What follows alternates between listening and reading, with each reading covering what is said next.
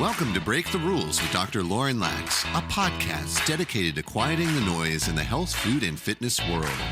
Dr. Lauren is a leading nutritionist, therapist, and functional medicine practitioner on a mission to help others thrive in their own lives, mind, body, and soul. And now, your host, Dr. Lauren Lax.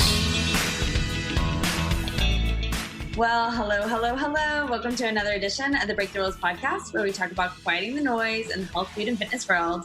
Today, I have Stephen Wright in the house, who is my gut brother. He's a gut health specialist, medical engineer, and Kalish Functional Institute Graduate, who has spent close to $400,000 overcoming his own health challenges to now help others. And using everything from Western medicine to shamans and his own journey. And really, that is what led him to where he is today, and really talking about the healthy gut. The gut is the gateway to health. It's one of my favorite topics. And today, we're just going to have a fun gut conversation, heart to heart, gut to gut. And Stephen, thanks so much for coming on the show. If you could just give us a little more background about who you are and then what got you doing this work in the world. Yeah, thanks, Lauren. I'm stoked to be here and looking forward to a great show. I was like, kind of your standard Midwest boy, grew up, kind of had some digestive issues that I was aware of in college, but I fell into the beer and pizza trap in college, ballooned up to like 240 pounds, acne, panic attacks. And of course I had a lot of like gas, bloating, constipation, diarrhea, but I thought it was all like beer related, like beer farts or things like that. And that was like acceptable culture where I came from. And then once I graduated and I was like, I hate, how I look. I don't like this. I have to change this. I kind of went on this chicken and lettuce and working out, an hour a day. And I got down some weight. I went from like 240 down to like 220-ish, but I just stalled out. And then I was a consultant, in Chicago at that point and doing the consulting lifestyle.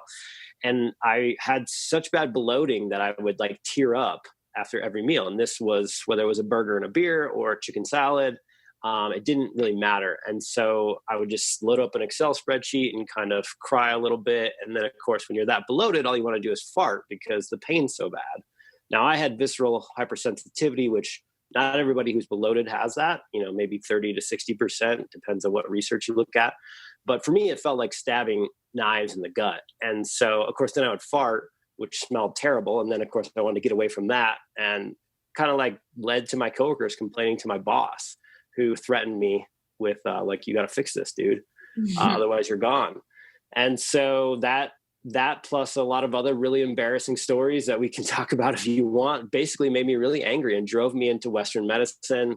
They told me that, I don't have celiac. You should just eat more whole grains, take some Metamucil, here's some antibiotics, suck it up, kid. You're not that bad. And that just, really, really made me mad. And so being an engineer from college, I was like, you know what? Why can't I apply the same problem solving skill set to the body? Why can't I become, basically a medical engineer? Just look at find people who have reversed the conditions I have and then reverse engineer exactly how they did it and do it for myself. And so that led to, dietary changes, like the specific carbohydrate diet, the paleo diet, for the last 11 years now that really started to change my life. And it just was a question like, okay, well, why can't I have dairy? I want to eat dairy. So how do I fix that? And, how come I still have acne? I want that gone. And why do I have exercise-induced asthma? I want that gone. And it just kind of kept snowballing into the hundreds of thousands of dollars and certification programs and not every modality. Of course, no one can try everything, but I've definitely cut a wide swath from shamans to Russian drugs to peptides to, you name it. Yeah, I think a lot of our listeners probably can relate to you and just really being frustrated with their own health and wanting to take their health back into their own hands. And yet oftentimes hitting roadblocks as well when Dr. Google only gets you so far or supplements just don't seem to work. So I guess speaking to those folks, what did you find in your own journey were some of the I call them dial turners or game changers that really helped you start propelling out of that stuck place? Well, I think you're right. I mean, I think, I call it the Google death spiral, and it can be so confusing in this health game. And so I think, some of the things that I found to be reliably helpful for people, especially with gut, if we hone in on gut conditions for a moment, one of the first big changes obviously is to go on a autoimmune paleo or a SCD or some version of an elimination diet, just really try to knock out any inflammatory foods and just see if you can kind of reset. You could also try fasting. I often find people who can fast for 3 to 7 days can really make a profound change or start that off. But I tell you what, there was a few supplements that really changed the game for me. And one of them was betaine HCl. And that, maybe your listeners know, maybe they don't, but it's only used if you have low stomach acid, which is highly correlated, at least in the integrative and functional worlds, with anything related to your digestion. So if you have bloating, gas, heartburn, alternating constipation, diarrhea, whatever your complaint is, that raises your risk significantly that you might have low stomach acid. And when I discovered betaine HCl, that was a big time game changer. We're talking like within a week, more energy, basically cut a majority of that bloating away. It didn't take it all away, but it definitely toned it down, turned the dial down immediately. And I really credit it with starting the sort of deep dive into what do supplements do and how can they be used effectively. And then the other big one was a properly dosed digestive enzyme.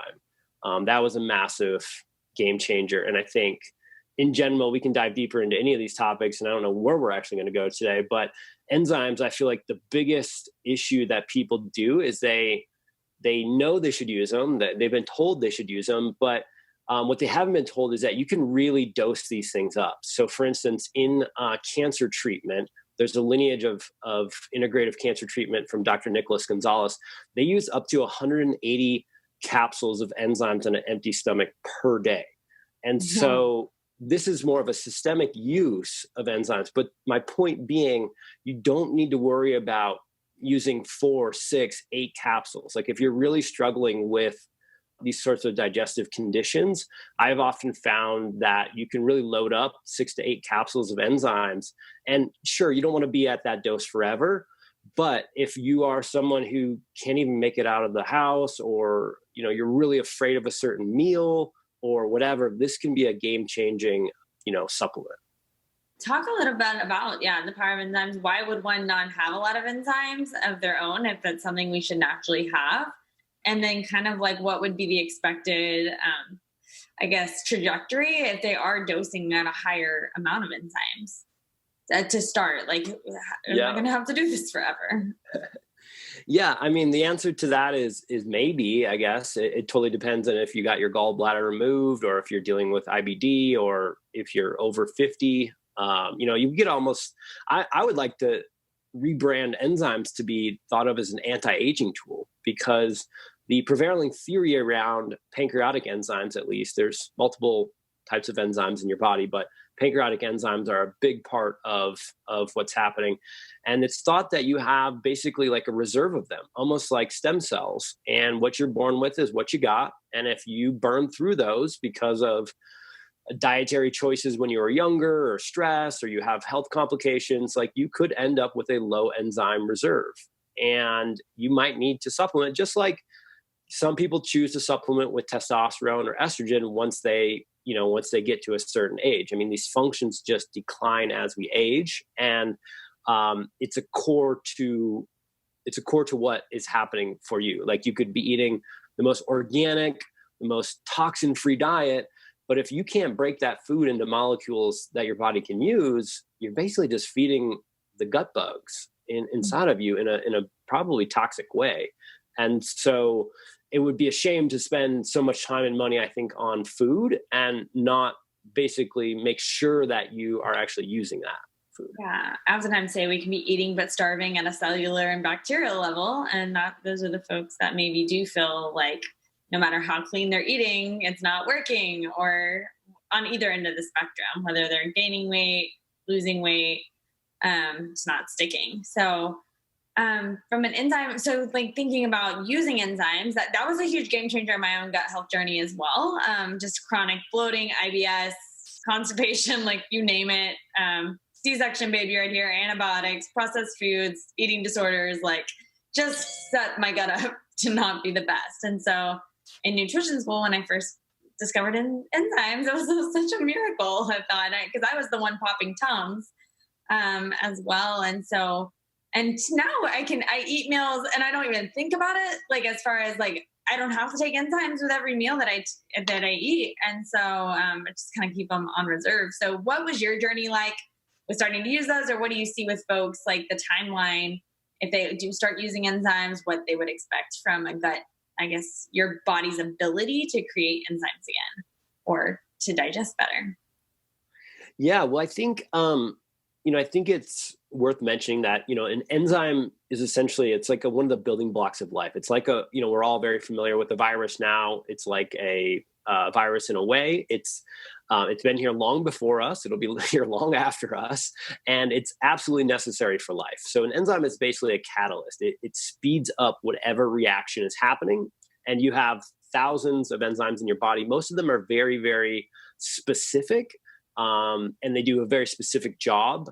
And today we're, mostly talking about digestive enzymes, which are usually just brush border enzymes, which come off the villi in your small intestine, and pancreatic enzymes. Although we do have pepsin in our stomach, we also have amylase in our mouth. And so my experience has been really kind of annoying with enzymes, and that I've tried like 30 plus brands specifically myself. Back when I saw people one-on-one, I had favorite brands, but basically what I would do is I'd have my number one like product, and then I would try it on the person. If they didn't have a reduction in their symptoms, then I would rotate in my number 2 product and then my number 3 product. It was just, I couldn't clinically get repeatable, reliable results. And I think based on my experience personally, as well as with other people, and then now understanding like the science and manufacturing of enzymes, is kind of all starting to paint the picture on why that happens. Why does somebody take a pancreatic enzyme, specifically like a pancreatin-based enzyme, and they have a miraculous breakthrough, and then you give that to somebody else and they're like, I don't notice anything. This isn't doing anything for me.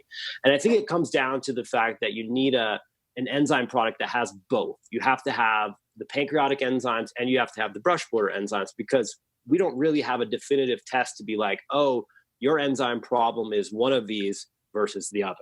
Mm-hmm. And so I think that's a big thing. I think that it's very interesting to know that enzymes actually need a mineral cofactor to turn on. So they have to be activated by a mineral.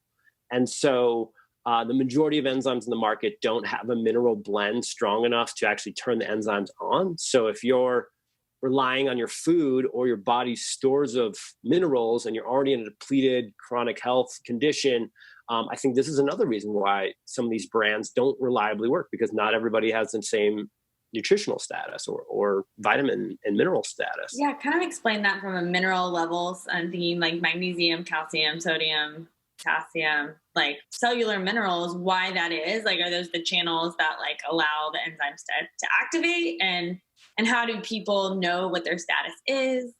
Yeah, I mean, that's a super, dynamic, complex question. I mean, obviously, you might have some favorite tests that you have people run on themselves. Like I know SpectraCell does some cool testing around checking your mineral and vitamin levels, but there's a lot of great companies where you could actually get an understanding of where your levels are at. But what's important for enzymes is that basically a mineral will donate an electron, and that sort of amps up the enzyme to do its work. And so the enzyme kind of like cuts through, if it's lipase, it cuts through a fat molecule. If it's a protease, it cuts through a protein molecule, amylase, carbohydrate, things like this. And so basically it breaks the bonds down, and then it needs another mineral electron to kind of keep doing that again.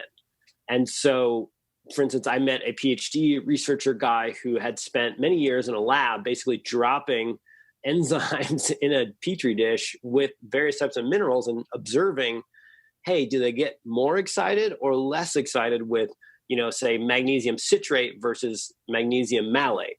And he actually went through the trial by error to kind of figure out that each type of enzyme has its own preferred mineral donor, basically.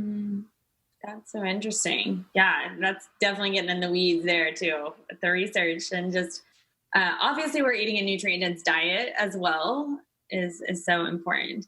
Thinking about just like supplement land in general and your experience with just like sealing after sealing for a while and seeing that with patients as well. I mean, I see the same thing where I'll have patients come and they've got like 18 different supplements that they're taking. They bring the bag. Or on the opposite, just as practitioners, early on in my practitioner journey, I would this supplement for this and this supplement for this. And it was really easy to think and turn to supplements to hopefully like fix things or Band-Aid things. And so I think as functional medicine providers, we can fall into that trap as well. Talk about just kind of like finding the just right, like where's the sweet spot with supplements? And maybe the different ways of using them, like therapeutically, nutritionally, maintenance, non-maintenance. It's a wild west with supplements out there. Yeah, it really is. I mean, look, you want to be using, so the brand you use is really important. So like whatever you are recommending, like your patients and your clients should use, because professional grade supplements and then non-professional grade supplements are created differently, and the prices reflect that. And I think when I was trying to figure this all out and spending loads of money on all these things, it's so easy to be like, well, I just want to go to Amazon and I want to order this cheaper one.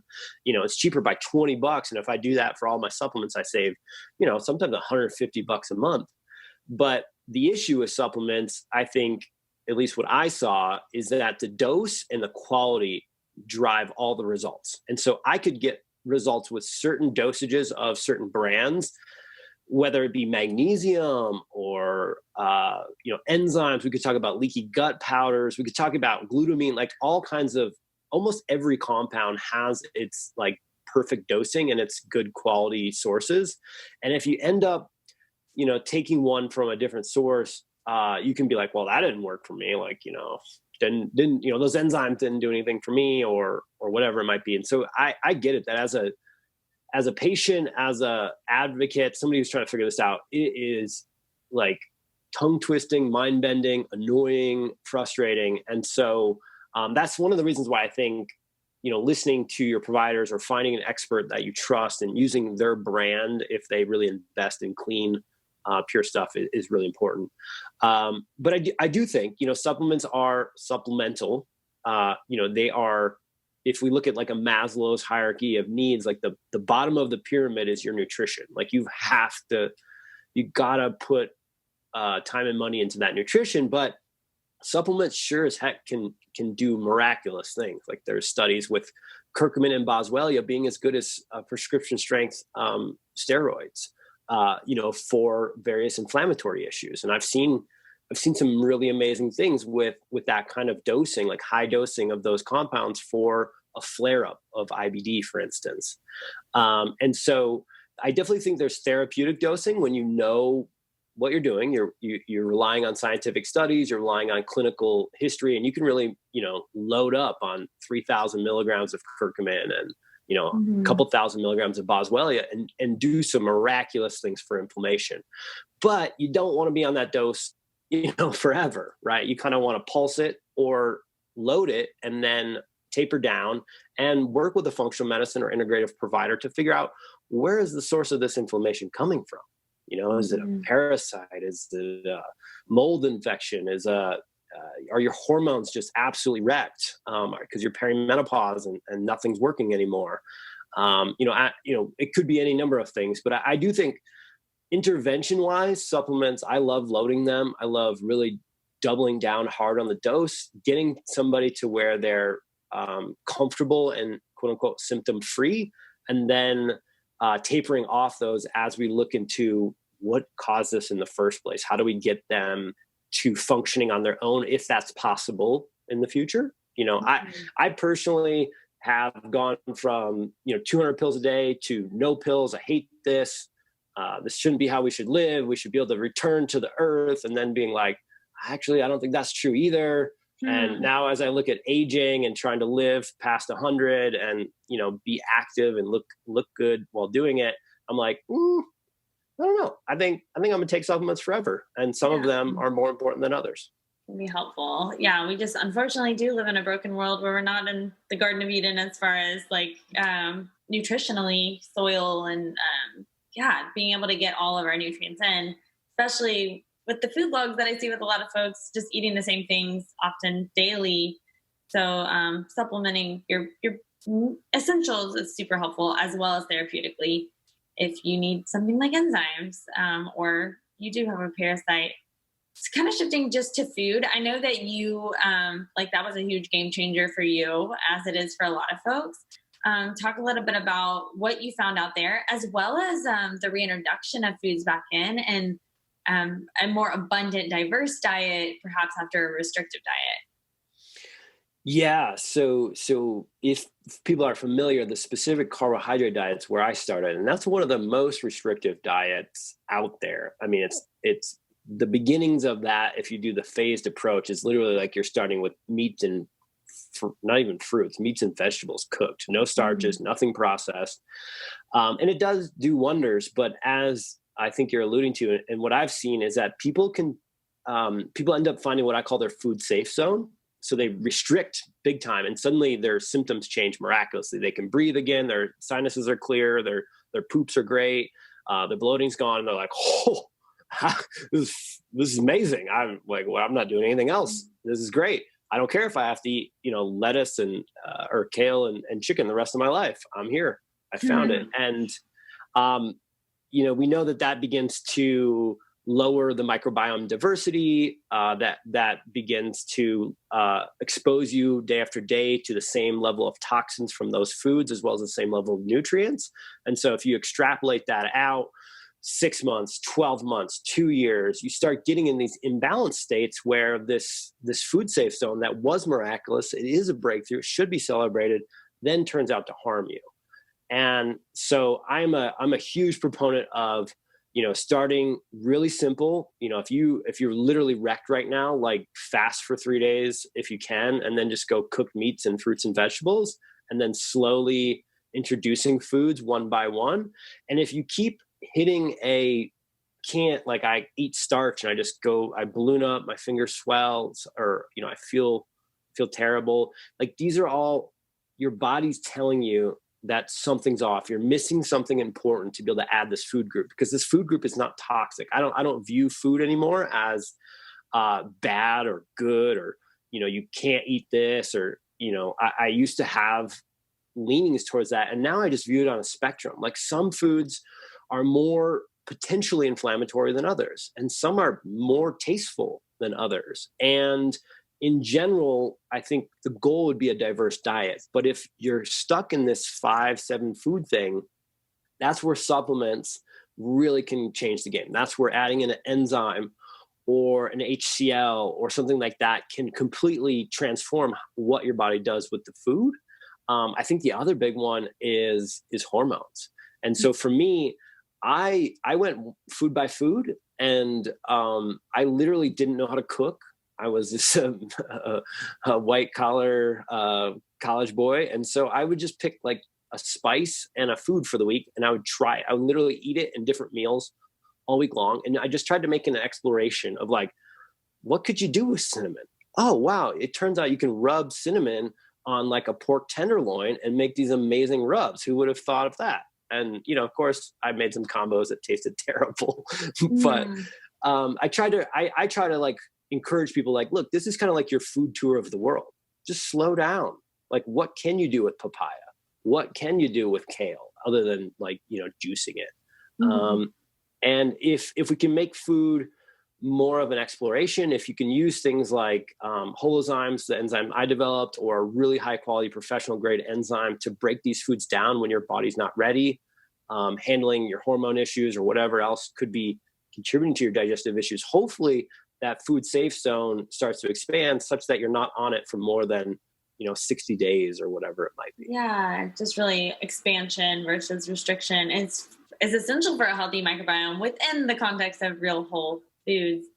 And I think I got stuck into that elimination phase for 3 to 5 years, like off and on, and just finding that by introducing and opening up and trusting the body to be able to handle foods again, things like grass-fed dairy or yogurt, for example, or like rice. Oh my gosh, a carb or grain, and just kind of like those no foods in quotes that can become or be told that are inflammatory, and trusting the body to accept that. So really happy that you spoke to that.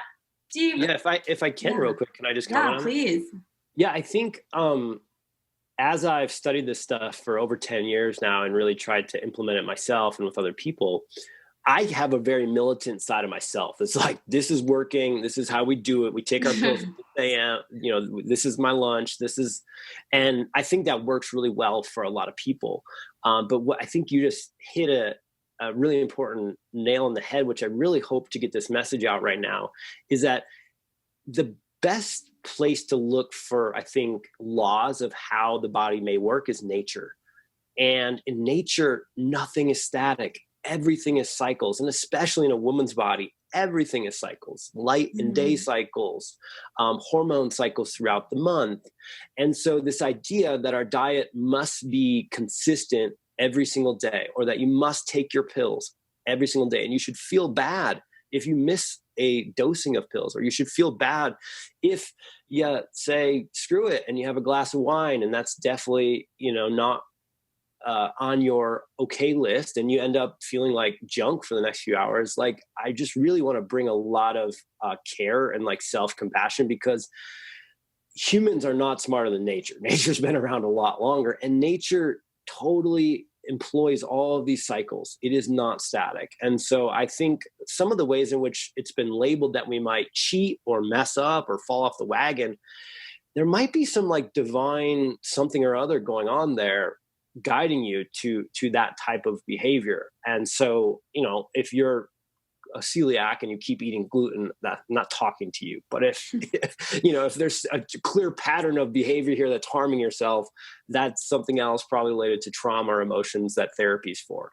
But these waves of missing pills or forgetfulness or trying new foods, I really hope people embrace those things. Yeah, no, thank you for speaking to that. And I love, nature is the best teacher in so many ways too. That's a really great point. And Stephen, just thanks so much for coming on today and just helping us just really get some more clarity about these kind of questions that I get asked a lot as well, about how to optimize our health and like navigating rather the wild west of supplements, as well as making peace with food in the process. And where can people find out more about you and the work you're doing in the world?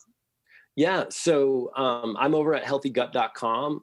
You can come over there. We have what I believe to be the most advanced enzyme in the world, the most advanced HCl in the world. And we'll have some more gut supplements that I'm like fully vested in making world class.